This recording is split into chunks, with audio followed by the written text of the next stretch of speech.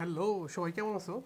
আজকে আমরা আবার একটা ইম্পর্টেন্ট ক্লাস শুরু করলাম যে আমাদের কলেজে ভর্তি পরীক্ষাতে যে কোশ্চেনগুলো আসবে সেগুলো কেমন হতে পারে সেগুলো নিয়ে একটু আমরা আবার একটা রিভিশনমূলক ক্লাস দেখছি। সো এটাকে আমি বলছি হচ্ছে কলেজ অ্যাডমিশনের কি ফাউন্ডেশন বা কেমিস্ট্রির ফাউন্ডেশন ক্লাস। তো ফাউন্ডেশন ক্লাস কেন, এটা ব্যাখ্যা তোমাদেরকে আমি আগেই দিছি, তারপরেও বলছি যে আমরা আসলে কলেজের ভর্তি পরীক্ষাতে বিগত বছরে যে কোশ্চেনগুলো আসছে ঠিক সেইগুলো হচ্ছে আমরা এখানে সলভ করছি। সো তোমরা অবশ্যই ক্লাসটাকে ফলো করবা। যদি কারো কোনো কোশ্চেন থাকে তাহলে আমাকে কি কমেন্ট বক্সে জানাবা। আমরা এর আগে কিন্তু অনেকগুলো ক্লাস করছি।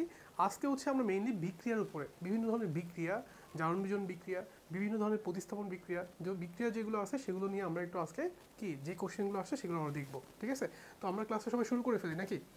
তো দেখো, আমাদের হচ্ছে প্রথমে একটা বিক্রিয়া দিছে যে অ্যাস্টারিকরণ বিক্রিয়া। তোমার নামটা শিখে আসছো যে অ্যাস্টারিকরণ বিক্রিয়াটা আসলে কি।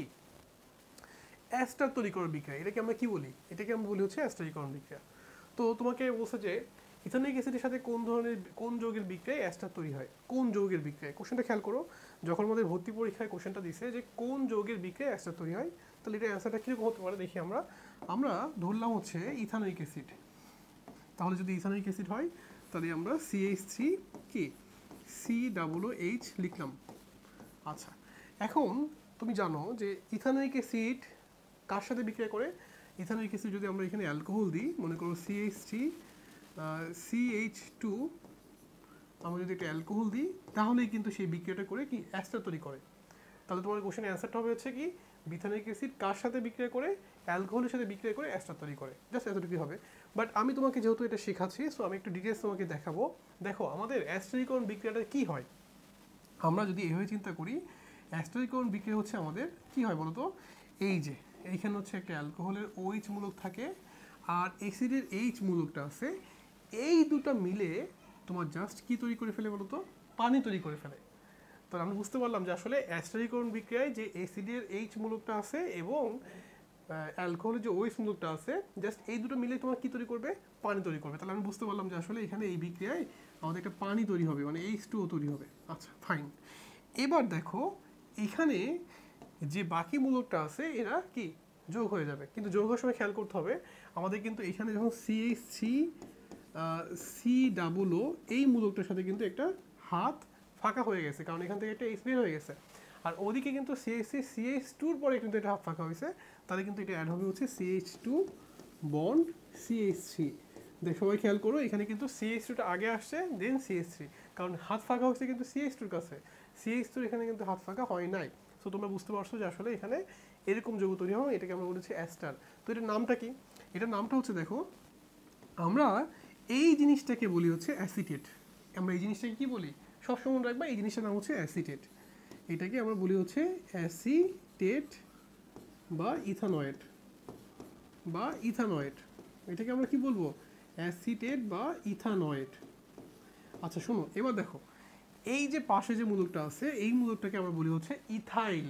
যখন ইথেন থেকে একটা হাইড্রোজেন সরে যায় তখন সেটাকে আমরা কি বলি, ইথাইল। তোমাদের মনে আছে আমরা যদি ইথেন বলি C2H6, তো এইখানে যখন তোমার একটা হাইড্রোজেন সরে যাবে তাহলে কি C2H5 এবং একটা বন্ড তৈরি হবে, তাহলে এইটার নাম হচ্ছে ইথাইল। মানে ইথেন থেকে যখন তোমার একটা হাইড্রোজেন সরবে তখন সেটার নাম হচ্ছে কি ইথাইল। তাহলে আমরা এই মূলকটাকে নাম বলবো হচ্ছে ইথাইল মূলক। দেখো আমরা এটা বুঝছি কিনা, ইথেন থেকে যখন একটা হাইড্রোজেন সরে যাবে তখন সেটার নাম হচ্ছে ইথাইল মূলক। এখন এই যে ইথাইল আর এই যে অ্যাসিটেট, এটাই কিন্তু সেই অ্যাস্টার, তাহলে এটার নাম হচ্ছে ইথাইল অ্যাসিটেট। ইথাইল কি অ্যাসিটেট। দেখেন তো আমরা বুঝছি কিনা, খুবই সহজ। তাহলে এইটা হচ্ছে অ্যাস্টারিকরণ বিক্রিয়া। আমরা বিক্রিয়াটাকে রিভিশন দিলাম, কিন্তু আমাদের কোশ্চেনে কিন্তু আসছে শুধুমাত্র যে ইথানিক অ্যাসিডের সাথে কোন যৌগের বিক্রিয়ায় অ্যাস্টার তৈরি হয়। তাহলে তোমার অ্যান্সারটা হবে কি অ্যালকোহলের বিক্রিয়ায় অ্যাস্টার তৈরি হয়। সবাই ক্লিয়ার?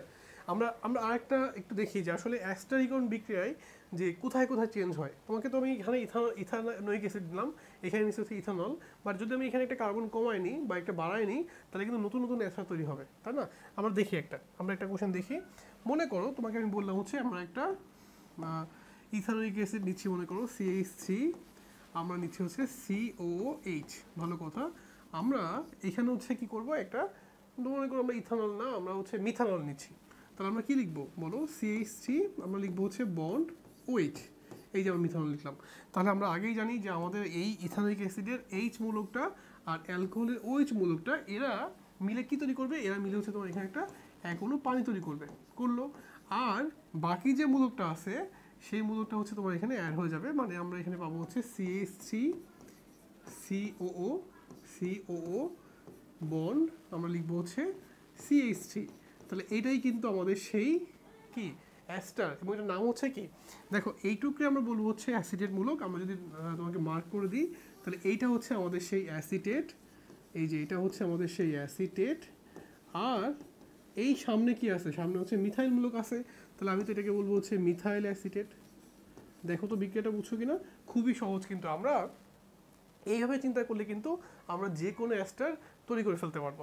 আরেকটা জিনিস দেখো, এই মিথাইল মূলকটা কীভাবে আসছে, এই যে মিথেন CH4 এটার নাম হচ্ছে মিথেন।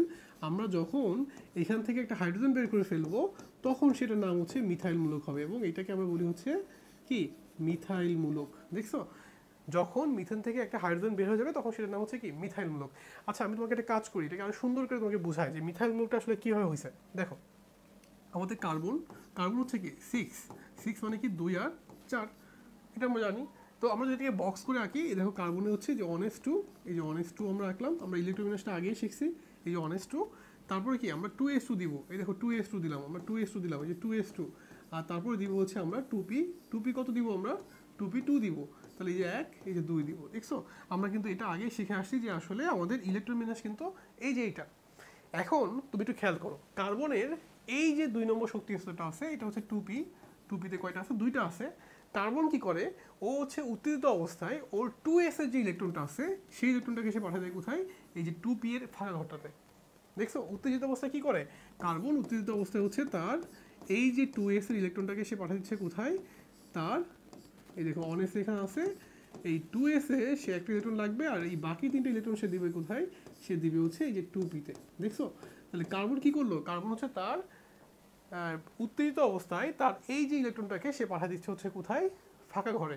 এখন দেখো কার্বনের অযুগ্ম ইলেকট্রন তৈরি হচ্ছে কয়টা, কার্বনের অযুগ্ম ইলেকট্রন তৈরি হচ্ছে 4টা। তার মানে কার্বনের 4টা হাত তৈরি হচ্ছে, কার্বনের কয়টা হাত তৈরি হচ্ছে, 4টা হাত তৈরি হচ্ছে। তাহলে আমরা বুঝতে পারলাম এরকম অযুগ্ম ইলেকট্রন যে কয়টা হয় বা এরকম ঘর যে কয়টা ফাঁকা থাকে সে জায়গায় অন্য কোনো কি অ্যাটম এসে যুক্ত হতে পারে। যেমন তুমি যদি এখানে হাইড্রোজেন দাও, যদি মিথেন গঠন করলে তুমি এখানে কি দিবা, মিথেন করলে তুমি একটা হাইড্রোজেন দিবা, এইখানে একটা হাইড্রোজেন দিবা, এইখানে একটা হাইড্রোজেন দিবা, আবার কি এখানে একটা হাইড্রোজেন দিবা, তাই না? তাহলে যেটা হচ্ছে যে এখানে একটা হাইড্রোজেন আসবে, এসে ইলেকট্রন শেয়ার করবে, এইখানে একটা হাইড্রোজেন আসবে, এসে একটা ইলেকট্রন শেয়ার করবে, এখানে একটা হাইড্রোজেন আসবে, এসে একটা ইলেকট্রন শেয়ার করবে, আবার এখানে একটা হাইড্রোজেন আসবে, এসে একটা ইলেকট্রন শেয়ার করবে।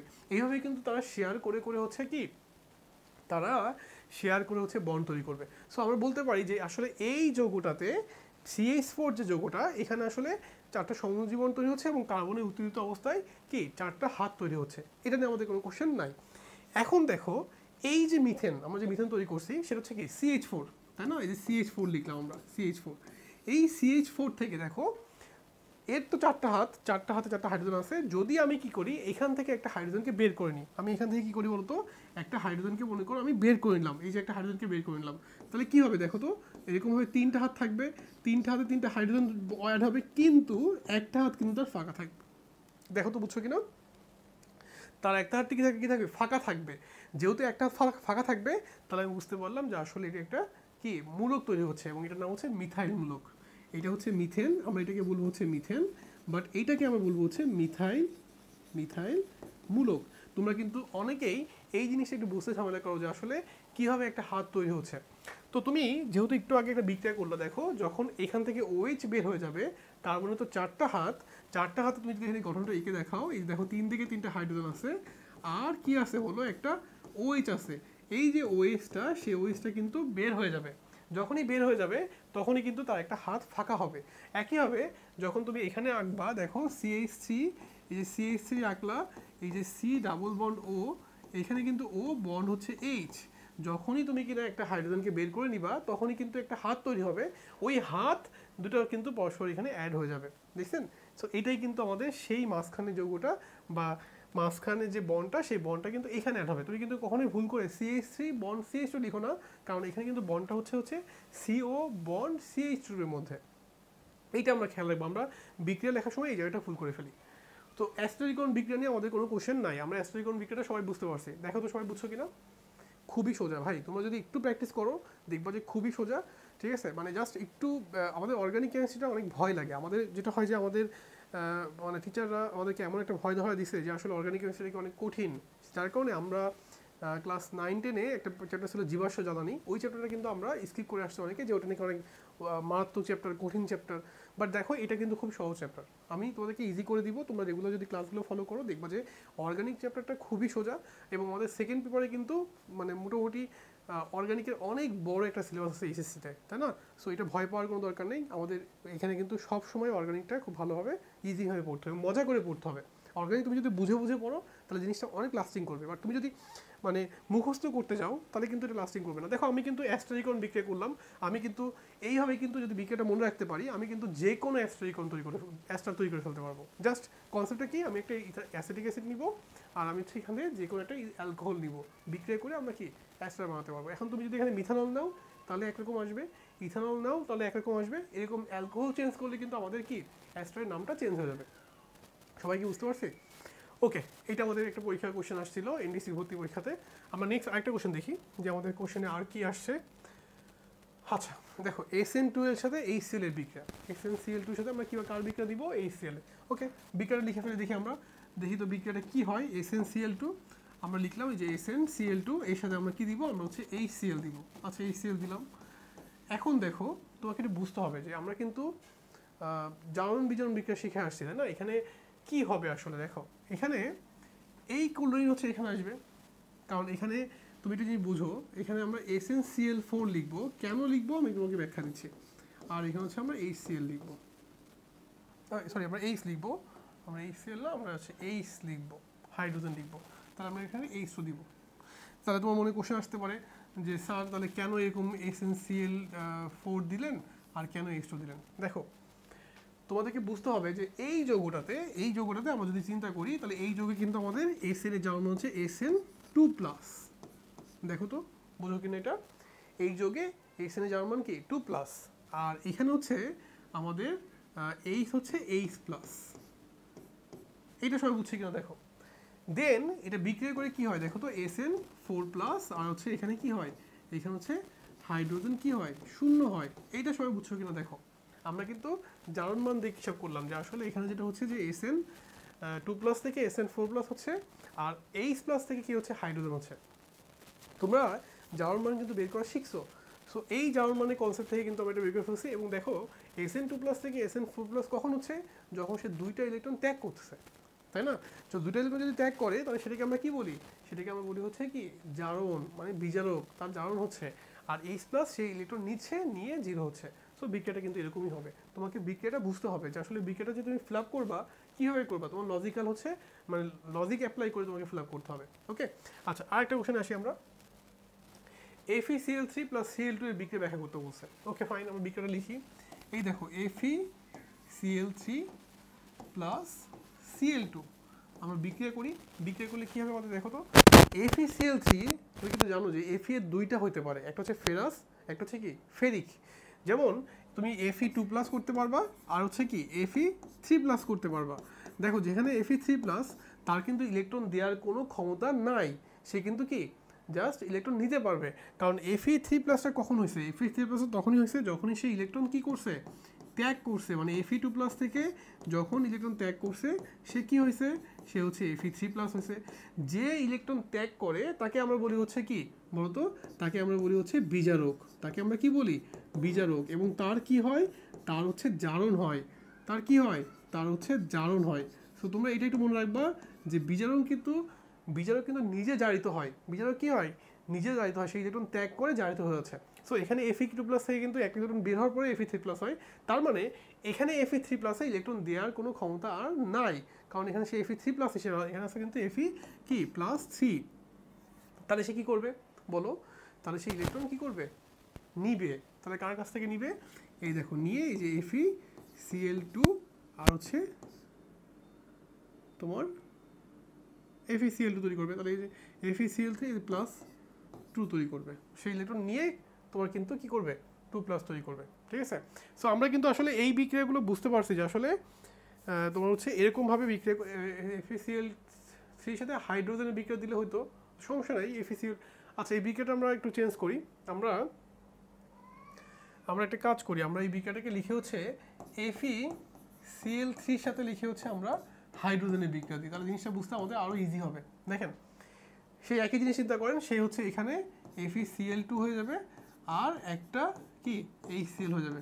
এই যে ক্লোরিন বের হয়ে গেছে যাওয়ার সময় কিন্তু ও Fe কে একটা ইলেকট্রন দিয়ে বের হয়ে গেছে, তার মানে কি এখানে কিন্তু Fe3+ কিন্তু কি হয়েছে বলতো, Fe হচ্ছে +3, দেন এখানে হয়ে গেছে কিন্তু +2। তাহলে +3 থেকে +2 কখন হয়, যখন সেই ইলেকট্রন ত্যাগ করে। তার মানে Fe3+ জাস্ট একটা ইলেকট্রন ত্যাগ করে গ্রহণ করছে, গ্রহণ করে কিন্তু +2 হয়ে গেছে, দেখছো? তাহলে এই কিন্তু এখন এখানে কি হিসেবে কাজ করছে, এখানে সে এখন জারক হিসেবে কাজ করছে। জারক কি করে, জারক হচ্ছে ইলেকট্রন নেয়, তার মানে Fe3+ একটা ইলেকট্রন নিয়ে হচ্ছে Fe2+ হয়ে গেছে। সবাইকে বুঝতে পারছি? আমরা কিন্তু জারণ বিজারণ বিক্রিয়াটা খুব ভালো করে বুঝবো, কেননা এই বিক্রিয়া থেকে কিন্তু আমাদের অনেকগুলো কোশ্চেন আসবে। সো তোমরা সবাই এটা বুঝতে পারছো যে আসলে কে এখানে জারিত হয়েছে, কে বিজারিত হয়েছে। আচ্ছা, নেক্সট আরেকটা কোশ্চেন দেখি আমরা। দেখো AlCl3 এর সাথে কি পানির বিক্রিয়া, ওকে বিক্রিয়া লিখি, এগুলো সব কিন্তু তোমাদের ভাই তোমাদের ভর্তি পরীক্ষাতে আসছে, ঠিক আছে? দেখি আমরা, এই দেখো AlCl3 লিখলাম, আমরা পানির বিক্রিয়া লিখবো। পানিকে কিন্তু আমরা লিখতে পারি যে H আর OH, পানি কিন্তু H আর OH আকারে থাকে। সো আমরা বলতে পারি যে আসলে AlCl3 আর এটা বিক্রিয়া করে কি হয় দেখি আমরা। দেখো এখানে অ্যালুমিনিয়াম কাকে নিবে, অ্যালুমিনিয়াম কাকে নিবে দেখো তো, অ্যালুমিনিয়াম নিবে হচ্ছে এখান থেকে OH কে, এই যে OH কে নিবে এখানে অ্যালুমিনিয়াম, তাই না? আচ্ছা, অ্যালুমিনিয়াম যোজনী কত এখানে 3, তাহলে এখানে জাস্ট আমরা লিখবো হচ্ছে Al, এখানে হচ্ছে OH3, এই যে OH3 লিখে ফেললাম, আর লিখবো হচ্ছে আমরা HCl। এই দেখো বিক্রিয়া লিখে ফেলছি।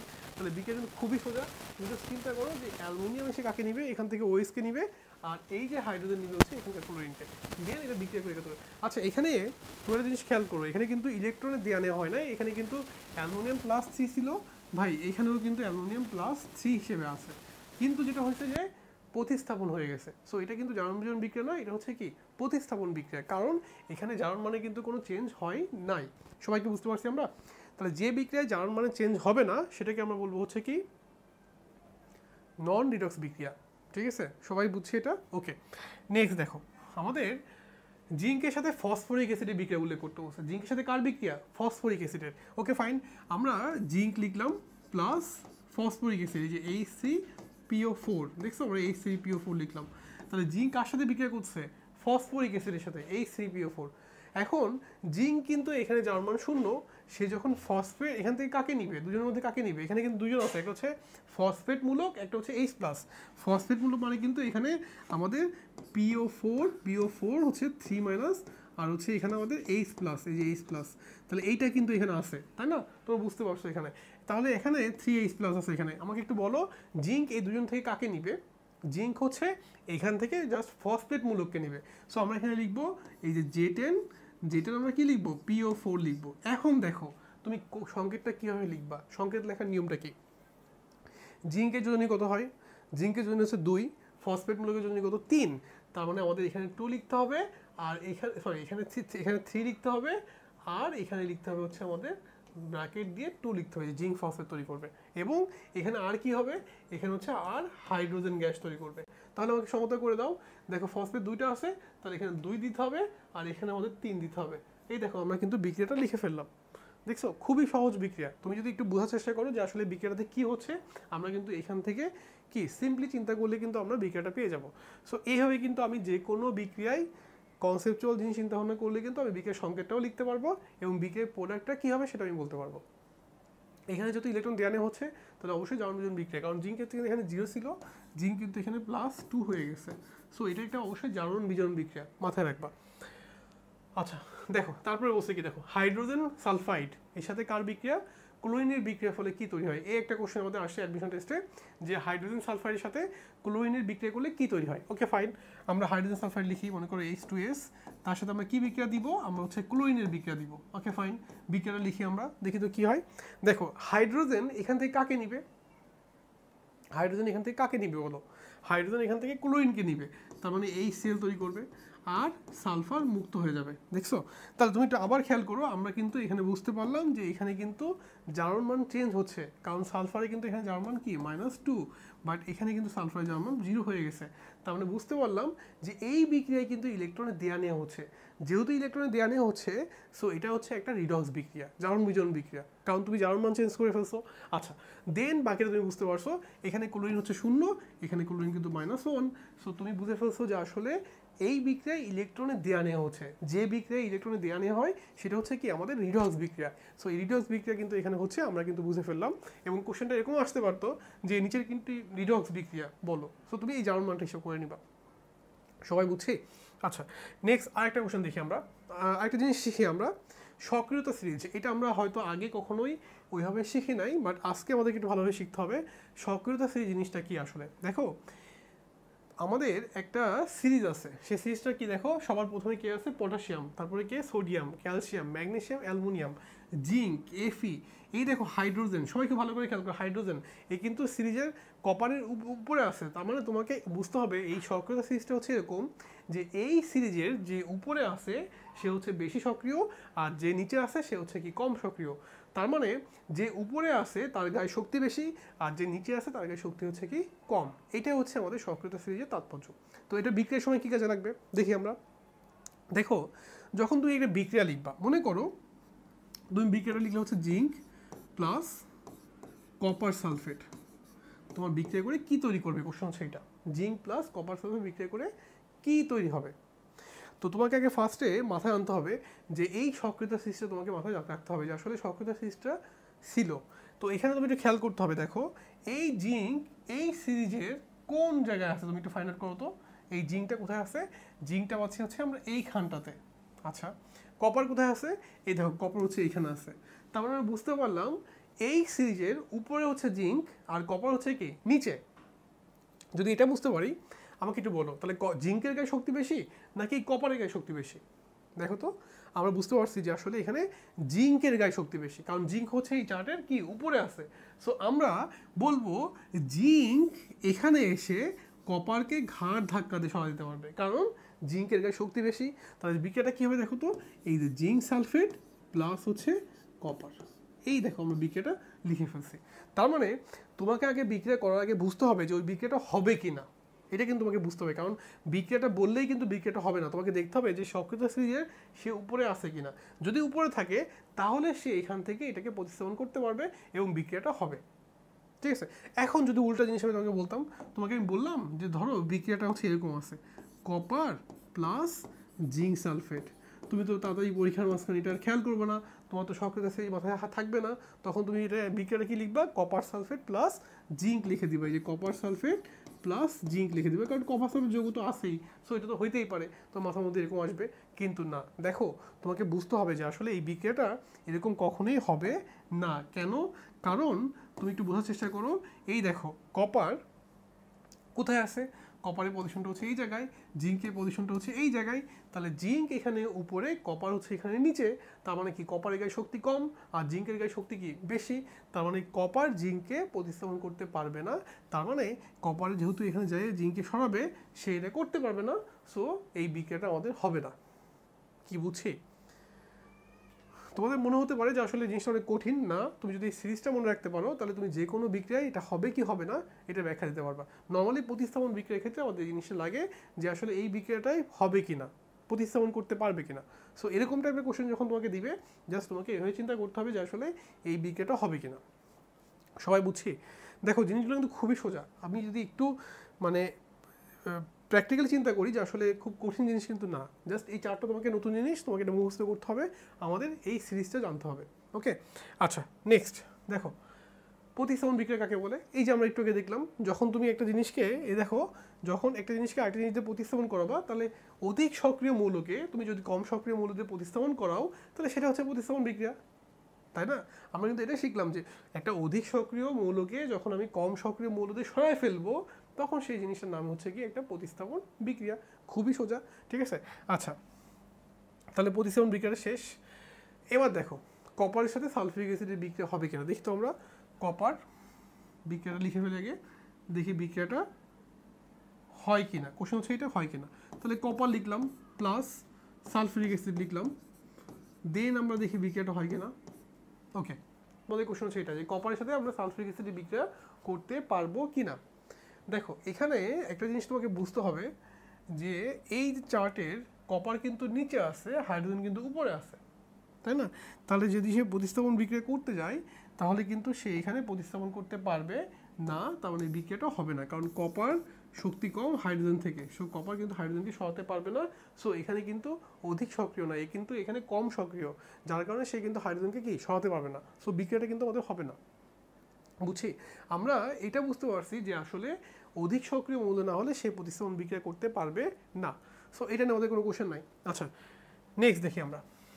দেখো সোডিয়াম কপার সালফেটের বিক্রিয়ার ফলে কি উৎপন্ন হয়। ওকে ফাইন, আমরা সোডিয়ামটা লিখে ফেলি আগে। দেখি তো সোডিয়ামে কি আছে। সোডিয়াম হচ্ছে Na, তার মধ্যে আমরা কি যোগ করছি, কপার সালফেট CuSO4 যোগ করে আমরা দেখি তো কি পাচ্ছি, বিক্রিয়া করে কি হয়। কোশ্চেন হচ্ছে এটা। দেখো সোডিয়াম এই চার্টের উপরে নাকি নিচে, তুমি দেখো তো। সোডিয়াম হচ্ছে এই চার্টের উপরে, আর কপার কোথায়, কপার হচ্ছে নিচে। দেখছো এই চার্টের উপরে কোথায় সোডিয়াম, আর কপার হচ্ছে কোথায় নিচে। তাহলে কি আমি বলতে পারবো না? দেখো তো, যেহেতু সোডিয়াম কপারের উপরে আছে, তার মানে সোডিয়াম কপারকে প্রতিস্থাপন বিক্রিয়া করাতে পারবে। সো বিক্রিয়াটা কিন্তু আমাদের কি হচ্ছে, এই দেখো NaSO4 কিন্তু Na2 প্লাস হচ্ছে কপার। তো এখানে 2 মোল সমতা লাগবে আমাদের, 2 দিয়ে দিলাম, দেন আমাদের বিক্রিয়াটা হয়ে গেল। সো আমরা আসলে যে কোনো বিক্রিয়া দিলে আমরা যদি একটু কনসেপচুয়ালি চিন্তা করি যে আসলে বিক্রিয়াটা হবে কি হবে না, আমরা কিন্তু করে ফেলতে পারবো যদি কিনা আমরা এই জিনিসটা সক্রিয়তা সিস্টেম মাথার মধ্যে রাখতে পারি। সবাই বুঝতে পারছি? সো আমরা আজকে একটু বাসায় এই জিনিসগুলো প্র্যাকটিস করবো যে একটা বিক্রিয়া প্রতিস্থাপন বিক্রিয়া কখন দিবে কখন দিবে না। আচ্ছা, নেক্সট আরেকটা দেখি আমরা। এবার আসি আমরা, একটা কোশ্চেন আসছে যে রাসায়নিক বিক্রিয়ার গতিবৃদ্ধির নিয়ামক কোনগুলা। দেখো তাপমাত্রা বাড়লে কিন্তু রাসায়নিক বিক্রিয়ার বেগ বাড়ে। সো তাপমাত্রা কিন্তু অবশ্যই গতিবৃদ্ধির নিয়ামক। এখন তোমরা লাস্ট তেল নিতে শিখছিলা, সেখানে তোমরা শিখছিলা যে তাপ উৎপাদী বিক্রিয়ার ক্ষেত্রে তাপ দিলে সম্মুখমুখী বিক্রিয়ার বেগটা কি কমে যায়, আর তাপ কমালে পশ্চাৎমুখী বিক্রিয়ার বেগটা, সম্মুখমুখী বিক্রিয়ার বেগটা বাড়ে। এটা শিখছিলা। আমি কিন্তু তোমাকে বলছি বিক্রিয়ার গতি মানে কিন্তু সম্মুখমুখী বা পশ্চাৎমুখী যে কোনো গতি হতে পারে, ঠিক আছে? সো তাপমাত্রা বৃদ্ধি করলে গতি বাড়ে। আমি তোমাকে তো বলি নাই যে সম্মুখমুখী নাকি পশ্চাৎমুখী, ঠিক আছে? সো এটা মাথায় রাখবা যে তাপমাত্রা বৃদ্ধি করলে বিক্রিয়ার গতি বাড়ে, সেটা সম্মুখমুখী হতে পারে, সেটা পশ্চাৎমুখী হতে পারে, ঠিক আছে? এটা নিয়ে ওদের কোনো কোশ্চেন নাই। আচ্ছা, ঘনমাত্রা বাড়লে তো বিক্রিয়ার বেগটা বাড়বেই। তুমি যদি উৎপাদের ঘনমাত্রা বাড়াও তাহলে বিক্রিয়ার দিকে ঘনমাত্রা বেগ বাড়বে, যদি বিক্রিয়াকে বাড়াও তাহলে কি উৎপাদের দিকে যাবে। সো ঘনমাত্রা কিন্তু অবশ্যই ইম্পর্টেন্ট একটা ফ্যাক্টর। আচ্ছা, পৃষ্ঠতলের ক্ষেত্রফল বৃদ্ধি, অবশ্যই পৃষ্ঠতলের ক্ষেত্রফল বৃদ্ধি করলে বিক্রিয়া বেগ বাড়বে। তুমি যদি একটা জিনিসকে আস্ত রাখো তাহলে সেটা কিন্তু আস্তে আস্তে বিক্রিয়া করবে, কিন্তু সেটাকে যদি গুঁড়া করে ফেলো তাহলে কিন্তু সহজেই বিক্রিয়াটা করে ফেলবে। দেখছেন? তাহলে আমরা আমরা আমরা আমরা আমরা চিন্তা করতে পারি মিশ্রির একটা দলা তুমি যদি পানিতে দাও, দেখবা যে ওইটা ভিজতে ভিজতে অনেক সময় লাগে। আমরা পরের দিন সকালে যে দেখি যে তাও কিছু কিছু দানা পড়ে আছে। বাট ওই মিশ্রিটাকে যদি আমি চিনি বানাই, ওটা দেওয়ার সঙ্গে সঙ্গে কিন্তু গুঁড়ে ফেলতে পারবো আমরা। দেখছেন? তার মানে রাসায়নিক বিক্রিয়ায় তুমি যত পৃষ্ঠতলের সারফেস এরিয়া বাড়াতে পারবা, তত রেট অফ রিয়াকশনটা কি বাড়বে, কারণ এখানে মলিকুলগুলো কিন্তু তখন ইন্টারাকশনটা কি বাড়বে। সো আলটিমেটলি কিন্তু আমাদের রিয়াকশনের রেটটা কি বেড়ে যাবে। সো আমি এই 3টা ফ্যাক্টরই কিন্তু আমাদের রাসায়নিক বিক্রিয়া বৃদ্ধির কারণ। আচ্ছা, তোমাকে আমি একটা কোশ্চেন করি, দেখি তোমরা এটা বলতে পারো কিনা। মনে করো তোমাকে আমি বললাম যে 0 ডিগ্রি দিয়ে, আমি মনে করো 0 ডিগ্রি সেলসিয়াস তাপমাত্রায় কোনো বিক্রিয়ার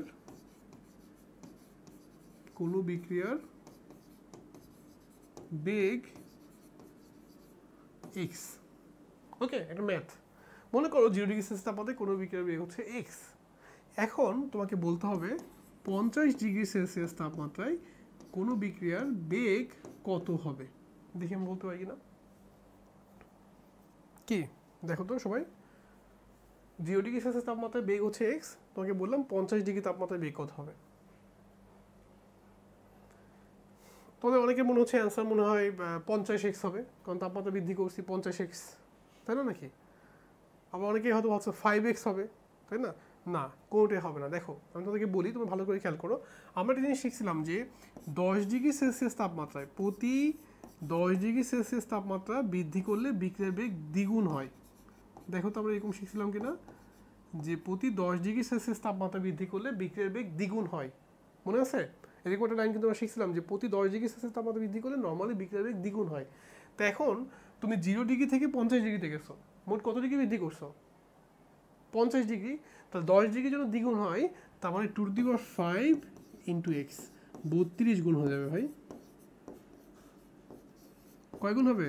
32 গুণ। দেখছো, তোমাকে এটা বুঝতে হবে যে 10 ডিগ্রি বৃদ্ধি। তো আমরা এই যোগে হচ্ছে কি করলাম দেখো, আমরা এইখানে এই যোগে আমরা হচ্ছে এফি এর আমরা হচ্ছে এই কপারের জার্মানটা বের করলাম, এবং এটা হচ্ছে আমাদের কি কিউপ্রিক। কপারে কিন্তু দুই রকম হয়, কিউপ্রাস এবং হচ্ছে কিউপ্রিক।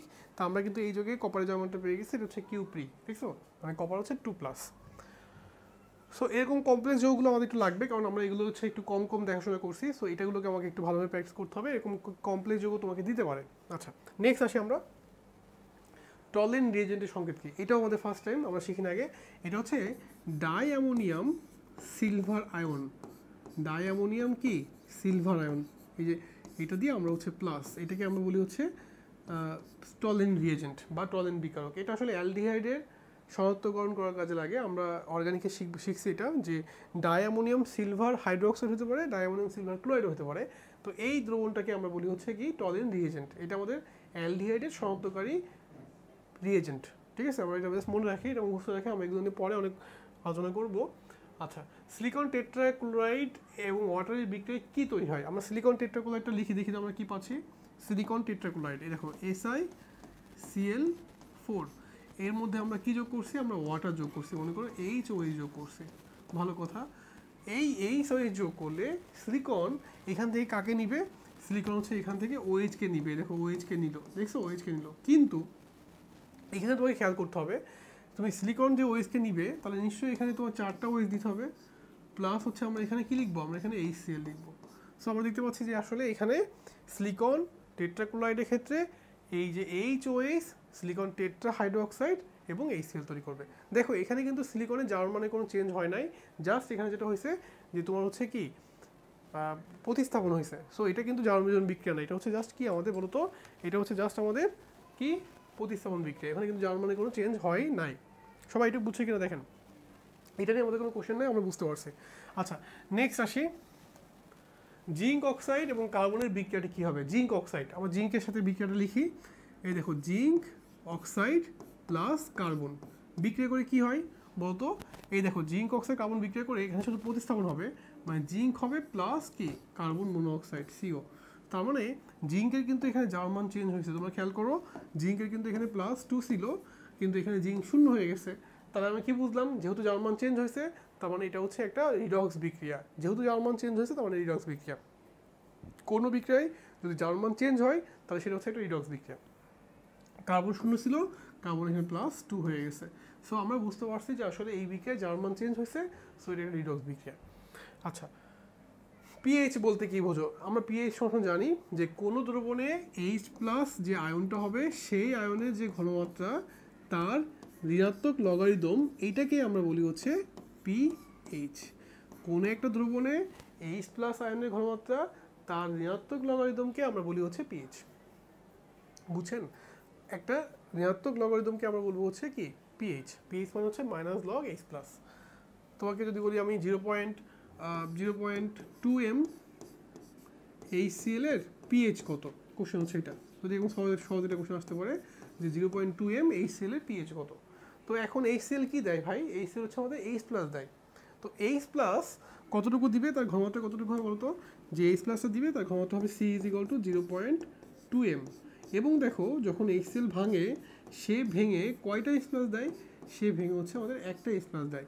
সো আমি বলতে পারি যে আসলে আলফা = হচ্ছে এখানে 1। সো আমাদের H+ এর ঘনত্ব হবে হচ্ছে কত বলতো?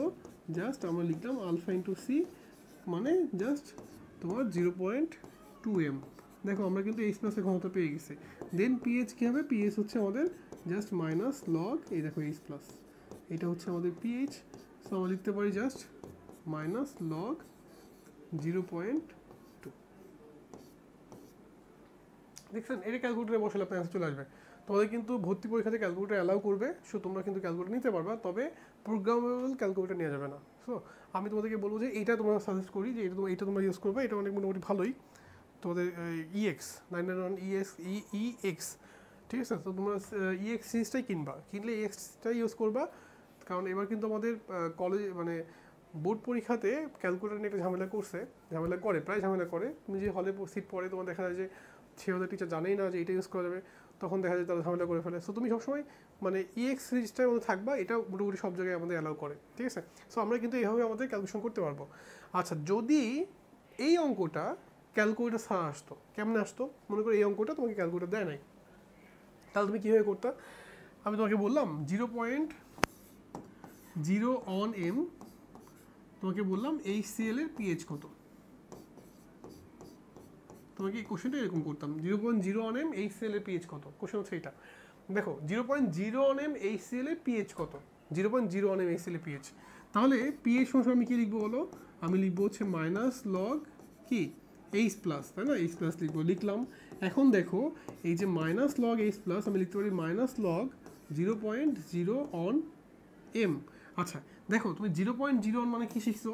তুমি 0.01 মানে শিখছো হচ্ছে অন ভাগ 100, তাহলে কি 10 টু দি পাওয়ার মাইনাস 2। আমি যদি এই মানটা এখানে বসাই তাহলে minus log 10 to the power minus 2। So এখান থেকে আমরা পাচ্ছি 2 ইন্টু লগ 10। লগ 10 এর ভ্যালু কত? লগ 10 এর ভ্যালু হচ্ছে 1, তাহলে অ্যান্সার হচ্ছে 2। এই দেখো আমরা অ্যান্সার পেয়ে গেছি, কারণ লগ 10 সমান তুমি শিখে গেছো কি অন। সো আমরা এখানে বলতে পারি এটা অ্যান্সার হচ্ছে আমাদের কত হবে? 2 হবে। সো আমরা কিন্তু আসলে এরকম টাইপের কোশ্চেন যদি আমাদের কলেজে থাকে, আমাদের কিন্তু আসলে কি করবে, আমাদের মানে ক্যালকুলেটর ছাড়া অ্যান্সার করতে বলবে, আমরা কিন্তু পারবো, ঠিক আছে। সো মোটামুটি তোমাদের হচ্ছে আমি আজকের ক্লাসটাতে হচ্ছে যেটা করলাম, তোমাদের হচ্ছে আমি মোটামুটি জাস্ট দেখালাম যে আমরা কিভাবে অক্সিডাইজিং মানে জার্মান বের করতে পারি, কিভাবে আমরা বিক্রিয়া চিনতে পারি যেটা কি মানে তোমার হচ্ছে মানে প্রতিস্থাপন বিক্রিয়া নাকি হচ্ছে তোমার জার্মান বিক্রিয়া।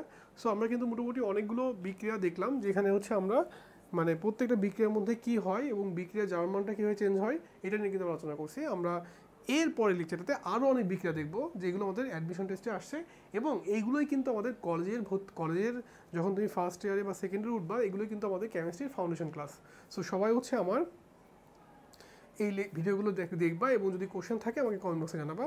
আর সবাই হচ্ছে এই যে insigner.com এই যে ওয়েবসাইটটা আছে এখানে যাবা, এখানে হচ্ছে সবাই যে আমি হচ্ছে এখানে অনেক ভিডিও দিচ্ছি, প্লাস হচ্ছে এখানে কোর্স লঞ্চ করছি, তোমরা সবাই একটু দেখবা। আর এই যে আমার একটা চ্যানেল আছে do it and Prince tutorial, এটা আমার নিজস্ব চ্যানেল। সো তোমরা এখানে যেয়ে অবশ্যই সাবস্ক্রাইব করে ফেলবা, আর যদি কারো কোনো কোশ্চেন থাকে আমাকে কমেন্ট বক্সে জানাবা, ঠিক আছে। আজ তাহলে এতটুকুই, নেক্সট ক্লাসে আবার দেখা হচ্ছে। থ্যাংক ইউ সবাইকে, আসসালামু আলাইকুম।